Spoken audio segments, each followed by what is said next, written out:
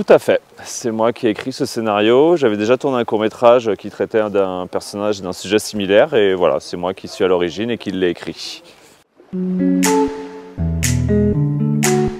Oui, ouais. Enfin, en particulier un ou deux que j'avais fréquentés quand j'avais une vingtaine d'années, des jeunes comme moi, enfin pas comme moi, parce qu'eux avaient espéré pouvoir devenir pro.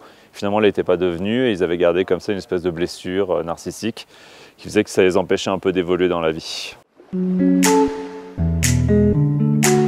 Le personnage principal s'appelle Franck, c'est lui dont je me suis inspiré de ces personnes dont je parlais précédemment. Il y a aussi Hippolyte Girardot qui joue le personnage de Yves, qui est un dirigeant du club, qui se sert un petit peu du personnage de Franck pour obtenir des infos sur les activités des joueurs en dehors du club. Puis il y a le personnage de Salomé, interprété par Alice Isaz, qui elle joue une espèce de fille footballeur qui traîne un peu elle aussi dans les alentours. Et enfin il y a le personnage de Djibril, interprété par Moussa Mansali, que vous avez peut-être vu dans Patient, et qui lui joue une espèce de footballeur en fin de carrière un peu bling bling.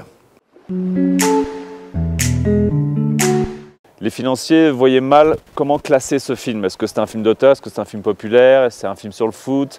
Mais en même temps, il y a un traitement un peu autoriste, un peu original, et en même temps, c'est avec Franck Gastambide. Donc voilà, ça effrayait un peu les gens et en même temps, ça les attirait. Au final, on l'a plutôt bien financé.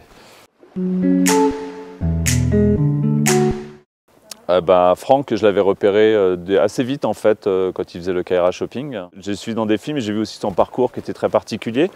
Et puis quand j'ai fait lire le projet à mon directeur de casting, il m'a dit mais tu l'as écrit pour Franck, c'est pas possible. Et c'est vrai qu'il m'avait un peu inspiré, mais pas non plus, parce que finalement il était assez loin de moi, Franck, son univers et le mien étaient assez éloignés. Et puis quand on s'est rencontrés, tout de suite je me suis dit que ça allait marcher. C'est très éclectique en fait, voilà. Et je pense que pour ce film, j'ai eu plusieurs sources d'inspiration et qui leur aussi bien du côté du cinéma français, du cinéma américain, du cinéma asiatique. Voilà, je pense que c'est nourri de toutes sortes d'influences. Le film qui m'a donné envie de faire du cinéma, c'était Un monde sans pitié d'Éric Rochant, dans lequel je jouais justement Hippolyte Girardot, qui était un peu mon idole de jeunesse, et que du coup j'ai remis dans mon film comme une espèce de figure paternelle. C'est marrant parce qu'on pense toujours que ça va être une espèce de choc un peu bizarre et puis finalement les choses se font de manière assez naturelle parce qu'Hippolyte c'est quelqu'un de très simple, en même temps un peu foufou comme ça. Et du coup c'était vraiment une relation de confiance et très vite en fait le côté un peu mythique de la figure qu'il a interprétée pour moi dans ma jeunesse a vite été absorbé par le travail en fait.